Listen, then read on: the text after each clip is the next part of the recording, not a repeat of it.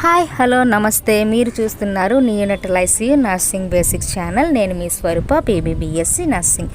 ఇదివరకు మన ఛానల్లో రిలీజ్ చేసినటువంటి ఎన్ఆర్పి టాపిక్స్ ఇంకా ఎవరైనా చూడకపోయింటే please visit my channel and ఈ వీడియో చివరి వరకు స్కిప్ చేయకుండా చూడండి. అప్పుడు మాత్రమే నేనేం చెప్తున్నానో మీకు స్పష్టంగా అర్థమవుతుంది. బేబీ పుట్టగానే మన మైండ్లోకి రావాల్సిన 3 క్వశ్చన్స్ ఏంటో అండ్ ఈ క్వశ్చన్స్లో ఏ ఒక్క క్వశ్చన్ నో అయినా కానీ ఇనీషియల్ స్టెప్స్ చేయాలనేది మన ముందు టాపిక్లో డిస్కస్ చేసుకున్నాము. ఈరోజు మన టాపిక్లో ఈ ఇనీషియల్ స్టెప్స్తో పాటు గమనించాల్సిన 4 మెయిన్ రెస్పిరేటరీ అసెస్మెంటల్ క్వశ్చన్స్ ఏంటో డిస్కస్ చేయబోతున్నాము. అండ్ ఈ క్వశ్చన్స్ మాత్రమే కాదు, ఈ క్వశ్చన్స్తో పాటు ఏ ఒక్క క్వశ్చన్ నో అయినా ఎస్ అయినా ఏం చేస్తామా అనేది కూడా ఈ వీడియోలోనే డిస్కస్ చేయబోతున్నాం. కాబట్టి స్కిప్ చేయకుండా చివరి వరకు జాగ్రత్తగా వినేయండి. ఇంకెందుకు ఆలస్యం, let start our topic. So ఆ రెస్పిరేటరీ అసెస్మెంటల్ క్వశ్చన్స్ ఏంటో చూద్దామా మరి. Apnoea, gasping, laboured breathing and persistent cyanosis. Let's discuss one by one. First one వచ్చేసి apnoea. So what is apnoea? Apnoea అంటే cessation of breathing or a absence of breathing more than 20 seconds in new born is called apnoea. Apnoea మనం ఎక్కువగా preterm బేబీస్లో చూస్తాము. Babies బ్రీత్ని 20 seconds కంటే ఎక్కువ time stop చేయడంతో పాటు bradycardia అంటే స్లో హార్ట్ రేట్ కానీ, సైనోసిస్ అంటే బ్లూయిష్ డిస్కలరేషన్ కానీ, ఆక్సిజన్ లో సాచురేషన్ లెవెల్స్ కానీ మెయింటైన్ అయితే ఈ కండిషన్ని మనం యాప్నియాగా పరిగణిస్తాం. Apnoea categorized by 2 types. They are primary apnoea and secondary apnoea. Primary apnoea అంటే ఏంటంటే మనం యాప్నియాని ఐడెంటిఫై చేసేటప్పుడు స్టిమ్యులేట్ చేస్తాము. స్టిమ్యులేషన్ ఎలా చేస్తామని అంటే flicking or tapping the sole of the feet. So baby అనేది ఈ స్టిమ్యులేషన్కి రెస్పాండ్ అయ్యి బ్రీత్ చేసినట్లయితే ఈ యాప్నియాని ప్రైమరీ యాప్నియాగా పరిగణిస్తాం. మేబీ హార్ట్ స్లోగా ఉండొచ్చు కానీ బేసిక్ రెసిస్టేషనల్ కేర్తో ఇది రికవర్ అయిపోతుంది. నెక్స్ట్ వచ్చేసి సెకండరీ యాప్నియా. సెకండరీ యాప్నియా అనేది ప్రైమరీ యాప్నియా తర్వాతే వస్తుంది. ఇది అగ్రెసివ్ రెసిస్టేషన్ని ఇంక్లూడింగ్ పీపీవీని రిక్వైర్ చేస్తుంది. సో ఎందుకంటే ఇది స్టిమ్యులేషన్కి రెస్పాండ్ అవ్వదు కాబట్టి పీపీవీ డెఫినెట్లీ అవసరమయ్యే ఛాన్స్ ఉంటుంది. So this type of apnoea called as a secondary apnoea. అసలు ఈ యాప్నియా అనేది ఎందుకు వస్తుంది? ఎస్పెషల్లీ ప్రీటైమ్ ఇన్ఫెంట్స్లో చూసుకున్నట్లయితే బ్రెయిన్లోని రెస్పిరేటరీ కంట్రోల్ సెంటర్స్ అనేవి ఇమ్మెచ్యూర్గా ఉండడం వల్ల వస్తాయి. అండ్ ఇవి వేరే కారణాల వల్ల కూడా రావచ్చు. అవి ఏంటంటే infections, metabolic problems and central nervous system issues and respiratory problems వల్ల కూడా యాప్నియా వచ్చే ఛాన్సెస్ ఎక్కువగానే ఉంటాయి. And hour next topic is gasping. What is gasping? Gasping అంటే ఎగూపిరి. ఇది మనందరికీ తెలిసిన విషయమే. దీన్ని మనం ఎలా చూడగలమనంటే జాజర్క్ మూమెంట్స్ ఇస్తారు, ఎక్కువగా బ్రీత్ చేస్తూ ఉంటారు. షాలో బ్రీతింగ్స్ ఉంటాయి. షాలో బ్రీతింగ్స్ అంటే పైపైన మాత్రమే ఊపిరి తీసుకుంటారు. బ్రీతింగ్ ఎఫర్ట్స్ అనేవి మనకి ఎక్కువగా కనిపించవు. ఇది తరచుగా మనకి దేన్ని ఇండికేట్ చేస్తుంది అంటే హైపోక్సియా, ల్యాక్ ఆఫ్ ఆక్సిజన్ని ఇండికేట్ చేస్తుంది. అండ్ ఇది ఒక లక్షణంగా ఉంటుంది. ఏ లక్షణం అని అంటే బేబీ అనేది ఎఫెక్టివ్గా బ్రీతింగ్ తీసుకోవట్లేదు అన్న లక్షణాన్ని కలిగి ఉంటుంది. అండ్ ఎన్ఆర్పి రెస్పాన్స్ వచ్చేసి యాప్నియాని ఎలా అయితే ట్రీట్ చేస్తామో గ్యాస్పింగ్ని కూడా అదే విధంగా ట్రీట్ చేస్తాము. యాప్నియాకి ఏ విధంగా అయితే స్టిమ్యులేషన్కి రెస్పాండ్ అవ్వకపోతే ఇమీడియట్గా పీపీవీ స్టార్ట్ చేస్తామో అదే విధంగా గ్యాస్పింగ్కి కూడా పీపీవీ స్టార్ట్ చేస్తాము. ఇంతకీ ఈ గ్యాస్పింగ్ ఎందువల్ల వస్తుంది అంటే కనుక చూసుకున్నట్లయితే ఫస్ట్ వన్ వచ్చేసి సివియర్ హైపోక్సియా అంటే ల్యాక్ ఆఫ్ ఆక్సిజన్. సో ఇది most common reason for gasping. Next one వచ్చేసి brain stem reflexes. Brain stem అనేది ఏ ఫంక్షన్ చేస్తుంది అంటే రెస్పిరేటరీ రెగ్యులేషన్ చేస్తుంది అన్నమాట. సో బ్రెయిన్ స్టెమ్ అనేది తన ఫంక్షన్ని ప్రాపర్గా చేసుకోవడానికి ల్యాక్ ఆఫ్ ఆక్సిజన్తో చేసే చివరి ప్రయత్నం వల్ల కూడా గ్యాస్పింగ్ అనేది వస్తుంది. సో నెక్స్ట్ వచ్చేసి ప్రైమరీ ఆర్ సెకండరీ యాప్నియా వల్ల కూడా హైపోక్సియా వస్తుంది. So hypoxia leads to gasping. And మరికొన్ని కారణాలు కూడా గ్యాస్పింగ్కి ఉన్నాయి. అవేంటో మనం ఇప్పుడు చూద్దాం. హైపోక్సియా అంటే ఆక్సిజన్ లేకపోవడం, సివియర్ ఎసిడోసిస్ అంటే pH లెవెల్స్ అబ్నార్మాలిటీగా ఉండడం, రెస్పిరేటరీ డిస్ట్రెస్ అంటే డిఫికల్టీ బ్రీతింగ్, యాప్నియా అంటే సజెషన్ ఆఫ్ బ్రీతింగ్. ప్రీమెచ్యూర్ బర్త్లోని మనకి ఎలాగో రెస్పిరేటరీ సిస్టమ్ అనేది డెవలప్మెంట్ సరిగ్గా ఉండదు, దానివల్ల కూడా గ్యాస్పింగ్ వచ్చే ఛాన్సెస్ అనేవి ఉంటాయి. నెక్స్ట్ వన్ వచ్చేసి బర్త్ ఎక్స్ఫెక్సియా అంటే oxygen deprivation during the birth టైంలోనే ఆక్సిజన్ అనేది సరిగ్గా అందకపోవడం. నెక్స్ట్ వచ్చేసి కంజనైటల్ ఎనామలీస్ అంటే బర్త్ డిఫెక్ట్స్ అనేవి రెస్పిరేటరీ అండ్ కార్డియక్ సిస్టమ్ మీద ఎఫెక్ట్ చూపించడం వల్ల కూడా వస్తుంది. మదర్కి ఇచ్చే కొన్ని డ్రగ్స్ వల్ల కూడా వచ్చే ఛాన్సెస్ ఉంటాయి. అండ్ కార్డియాక్ అరెస్ట్ అయినప్పుడు, సివియర్ బ్రాడికార్డియా ఉన్నప్పుడు కూడా గ్యాస్పింగ్ వచ్చే ఛాన్సెస్ అనేవి ఎక్కువగానే ఉంటాయి.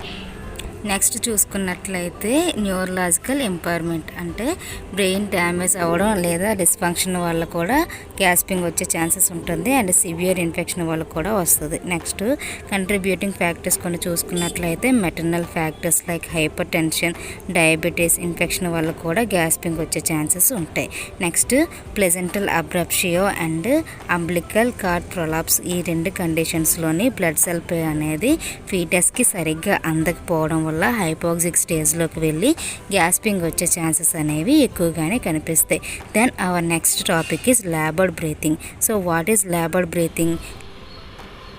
లాబర్డ్ బ్రీతింగ్ అంటే శ్రమతో కూడిన శ్వాస లేదా కష్టంగా శ్వాస తీసుకోవడం అనమాట. అంటే nothing but A difficulty in breathing. So దీనికి కొన్ని లక్షణాలు ఉన్నాయి. అవి ఏంటంటే రిట్రాక్షన్స్ అంటే చెస్ట్ అనేది లోపలికి పుల్ అవుతూ ఉంటుంది అనమాట. అంటే చెస్ట్ దగ్గర ఉన్న స్కిన్ లోపలికి చొచ్చుకుపోయి బయటకు వస్తూ ఉంటుంది. ఈ యొక్క లక్షణాన్ని రిట్రాక్షన్స్ అని అంటాం. నెక్స్ట్ వచ్చేసి గ్రంటింగ్ అంటే గురక. ఈ గురక ఏ సందర్భంలో వస్తుంది అని అంటే న్యూబర్న్ ఆల్వియోలైని కొలాప్స్ అవ్వకుండా ఉండడానికి, అంటే ఓపెన్గా ఉంచడానికి చేసే ప్రయత్నంలో వచ్చే సౌండ్నే ఈ గ్రంటింగ్గా పరిగణిస్తాం. నెక్స్ట్ వచ్చేసి నేజల్ ఫ్లారింగ్ అంటే న్యూబర్న్ నాస్ట్రిల్స్ని పెద్దగా ఓపెన్ చేసి ఎక్కువగా గాలి తీసుకోవడానికి ట్రై చేస్తూ ఉంటుంది. ఈ లక్షణాన్ని నేజల్ ఫ్లారింగ్ అంటాం. నెక్స్ట్ వచ్చేసి ర్యాపిడ్ బ్రీతింగ్. ఇది అందరికీ తెలిసిందే, ఎక్కువగా శ్వాస తీసుకుంటూ ఉంటారు. ఇది దేన్ని ఇండికేట్ చేస్తుంది అంటే పొటెన్షియల్ రెస్పిరేటరీ ప్రాబ్లమ్స్ని ఇండికేట్ చేస్తుంది. Then our next question is persistent cyanosis. What is persistent cyanosis? Cyanosis అంటే bluish discoloration of the skin. Persistent cyanosis అంటే నిలకడగా ఈ bluish discoloration అనేది ఉండిపోవడం అన్నమాట. ఇది 2 టైప్స్గా ఉంటుంది. అవి ఏంటంటే central cyanosis and peripheral cyanosis. Central cyanosis అనేది ఎంటైర్ బాడీకి ఇన్వాల్వ్ అయి ఉంటుంది, mainly mucus membranes. So it indicates the heart and lungs problems. So lungs and heart ప్రాబ్లమ్స్ని ఇది ఇండికేట్ చేస్తుంది. మెయిన్లీ లిప్స్ దగ్గర అండ్ ట్రంక్ దగ్గర ఇది అపియర్ అయి ఉంటుంది. నెక్స్ట్ వచ్చేసి పెరిఫరల్ సైనోసిస్ అంటే యాక్రోసైనోసిస్. అంటే ఎక్స్ట్రిమిటీస్కి అంటే హ్యాండ్స్ అండ్ ఫీట్కి మాత్రమే బ్లూయిష్ డిస్కలరేషన్ అనేది ఉంటుంది. ఇది ఫస్ట్ ఫ్యూ డేస్లో ఉంటుంది, అంటే 24 to 48 అవర్స్ వరకు ఉండి డిసపియర్ అయిపోతుంది. ఒకవేళ పెర్సిస్టెంట్గా ఉంటే కనుక దీనికి ఇమీడియట్ మెడికల్ ఎవాల్యుయేషన్ అనేది రిక్వైర్ అయ్యే ఛాన్సెస్ అనేవి ఉంటాయి ఫర్ ప్రివెంట్ కాంప్లికేషన్స్. ఈ డయాగ్రామ్ని కనుక మనం పరిశీలించినట్లయితే ఫస్ట్ వన్ వచ్చేసి పెరిఫరల్ సైనోసిస్, ఓన్లీ ఎక్స్ట్రిమిటీస్ మాత్రమే ఇన్వాల్వ్ అయి ఉంది. నెక్స్ట్ వచ్చేసి central cyanosis, face, mucus membrane, tongue and trunk కూడా ఇన్వాల్వ్ అయి ఉంది. సో ఈ విధంగా పెరిఫరల్ సైనోసిస్ అండ్ సెంట్రల్ సైనోసిస్ని మనం కేటగరైజ్డ్ చేస్తాం. దెన్ మనం ఆ 4 క్వశ్చన్స్ని ఎక్స్ప్లెయిన్ చేసుకున్నాము. అవంటే ఏంటో మనకు తెలిసింది. సో యాప్నియా ఆర్ గ్యాస్పింగ్ ఉంటే కనుక మనం చూసుకోవాల్సిన ఫస్ట్ స్టెప్ హార్ట్ రేట్ని మనం ఎలా మెజర్ చేస్తామంటే through the umbilical card and stethoscope. Umbilical కార్డ్ని పాల్పేట్ చేసి 15 సెకండ్స్ పాటు కౌంట్ చేసి వచ్చిన దాన్ని ఇంటూ 4తో మల్టిప్లై చేస్తే మనకి పర్ మినిట్ హార్ట్ రేట్ అనేది వస్తుంది. సో యాప్నియా ఆర్ గ్యాస్పింగ్ ఉండి హార్ట్ రేట్ బిలో 100 ఉంటే కనుక మనం ఇమీడియట్గా పీపీవీ స్టార్ట్ చేయాల్సి ఉంటుంది. సో పీపీవీ అంటే ఏంటి? పీపీవీ అంటే positive pressure ventilation. So let's we talk about PPV. At time of birth PPV అనేది మనం 2 విధాలుగా ఇస్తాము. అదేంటంటే PEEP peep and PIP peep. PEEP peep అంటే positive and expiratory pressure, PIP peep అంటే peak inspiratory pressure. The position of the PPV is head అనేది slight extended like sniffing పొజిషన్లో ఉండాలి. మాస్క్ అనేది టైట్ సీల్ కలిగి ఉండాలి. మౌత్ని నోస్ని కవర్ చేసి leaks అనేవి ఏమి ఉండకూడదు. బాడీ అనేది న్యూట్రల్ పొజిషన్లో ఉండాలి, అంటే స్ట్రైట్ లైన్ పొజిషన్. మన పిక్చర్లో చూపించే విధంగా చూసారా, ఫస్ట్ పిక్చర్ వచ్చేసి స్నిఫింగ్ పొజిషన్లో స్లైట్ ఎక్స్టెండెడ్ అయి ఉంది హెడ్. నెక్స్ట్ వచ్చేసి న్యూట్రల్ పొజిషన్, బాడీ అనేది స్ట్రైట్ లైన్లో ఉంది. ఇప్పుడు మనం కొన్ని సోర్సెస్ ఆఫ్ పీపీవీని డిస్కస్ చేద్దాము. మనం సెల్ఫ్ ఇన్ఫ్లేటింగ్ బ్యాగ్తోని, ఫ్లో ఇన్ఫ్లేటింగ్ బ్యాగ్తోని, టీపీసీ రెసిస్టర్తో కూడా పీపీవీ ప్రొవైడ్ చేయొచ్చు. First we talk about self inflating bag. పేరులోనే ఉంది, ఇది సెల్ఫ్గానే ఇన్ఫ్లేట్ అవుతుంది కాబట్టి ఆక్సిజన్ సోర్స్ అనేది అవసరం లేదు. విత్ ఆక్సిజన్, వితౌట్ ఆక్సిజన్ దీన్ని యూజ్ చేయొచ్చు. ఇది ఓన్లీ పిఐపిని మాత్రమే ప్రొవైడ్ చేయగలదు, పిఈపిని డెలివర్ చేయలేదు, కష్టమవుతుంది. దీని ద్వారా మనం 40 సెంటీమీటర్ వాటర్ వరకు పిఐపిని డెలివర్ చేయొచ్చు. అండ్ దీని పిఐపిని ఎలా అడ్జస్ట్ చేస్తామనంటే బ్యాగ్ని స్క్వీజ్ చేసే విధానాన్ని బట్టి పిఐపిని మనం అడ్జస్ట్ చేసుకోవచ్చు. నెక్స్ట్ వచ్చేసి flow inflating bag. Flow inflating bag అనేది పిఈపి పీప్ని పిఐపి పీప్ని కూడా డెలివర్ చేయగలదు. అండ్ దీనికి ఆక్సిజన్ సోర్స్ అనేది అవసరం. ఆక్సిజన్ సోర్స్ లేకుండా ఇది పని చేయదు. అండ్ పిఐపి పీప్ని ఎలా అడ్జస్ట్ చేసుకోవాలి అని అంటే దీని బ్యాగ్ని స్క్వీజ్ చేసే విధానాన్ని పిఐపి పీప్ని అడ్జస్ట్ చేసుకోవచ్చు. అండ్ ఏపీఎల్ వాల్వ్ ద్వారా పిఈపి పీప్ని కూడా డెలివర్ చేయొచ్చు. లేదా దీనికి ప్రెజర్ గేజ్ని అటాచ్ చేయడం ద్వారా కూడా both PEP peep and PIP పీప్ని మానిటర్ చేసుకుంటూ డెలివర్ చేయొచ్చు అనమాట.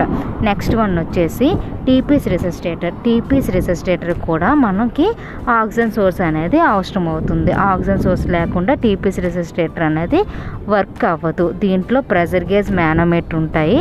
సో పిఈపి పీప్ని అండ్ పిఐపి పీప్ని సెట్ చేసుకొని బేబీకి డెలివర్ చేయొచ్చు. పీపీవీని ఎఫెక్టివ్గా ప్రొవైడ్ చేయడం కోసం మనకి అప్రోప్రియేట్ సైజ్ ఆఫ్ మాస్క్ అనేది తెలియాలి. అండ్ ప్రాపర్ సీలింగ్ అనేది ఉండాలి. ప్రాపర్ సీలింగ్ ఉండాలంటే దానికి ఒక టెక్నిక్ ఉంది. ఆ టెక్నిక్ పేరు ఈసీ క్లాంప్ అనమాట. అంటే C clamp and E clamp. C clamp అంటే ఏంటంటే మన ఇండెక్స్ ఫింగర్ని అండ్ థమ్ ఫింగర్ని సి షేప్లోని ఫామ్ చేసి మాస్క్ని ఫేస్ మీద పెట్టి ప్రెస్ చేయాలి. నెక్స్ట్ వచ్చేసి ఈ క్లాంప్. ఈ క్లాంప్ అంటే ఏంటంటే మన మిడిల్ ఫింగర్ని, రింగ్ ఫింగర్ని, లిటిల్ ఫింగర్ని ఈ షేప్లో ఫామ్ చేసి Boney angle of Johnny స్లైట్గా extend చేయాలన్నమాట ఫర్ ఓపెన్ ద ఎయిర్వే. దీన్ని ఈసీ క్లాంప్ అంటారు. అండ్ దీనివల్ల సీలింగ్ అనేది మాస్క్ సీలింగ్ అనేది ప్రాపర్గా ఉంటుంది ఫర్ ఎయిర్ లీక్ ఏమీ లేకుండా ఉండడం కోసం. ఈ ప్రాసెస్లో చాలామంది చేసే తప్పులు ఏంటంటే ఐస్ దగ్గర ప్రెస్ చేసేస్తూ ఉంటారు, లేకపోతే నెక్ దగ్గర ప్రెస్ చేసేస్తూ ఉంటారు. సో ఏ కంప్రెషన్స్ మన నెక్ కంప్రెషన్స్ ఇవ్వకూడదు అండ్ ఐ కూడా కంప్రెస్ చేయకూడదు. చాలా జాగ్రత్తగా ఈసీ క్లాంప్ టెక్నిక్ని మనం ఫాలో అవ్వాలి. స్క్రీన్లో చూపించిన విధంగా మనం ఈసీ క్లాంప్ చేయాలి. చూడండి, ఐస్ కంప్రెస్ అవ్వట్లేదు, నెక్ కూడా కంప్రెస్ అవ్వట్లేదు. సో ఇంతకీ మనం పిఈపి పిఐపి ఎందుకు ఇస్తున్నాం? పిఈపి ఎందుకు ఇస్తున్నాం అంటే ఆల్వియోలైని ఓపెన్గా ఉంచడానికి. ఇది దేనికంటే లంగ్ కొలాప్స్ని తగ్గించడానికి మనం ఈ పిఈపి పీప్ని ఇస్తున్నాం. అండ్ ఆక్సిజనేషన్ని పెంచడానికి అండ్ లంగ్ వాల్యూమ్ని ఎన్హాన్స్ చేసి బెటర్ వెంటిలేషన్ కోసం కూడా పిఈపిని ఇస్తారు.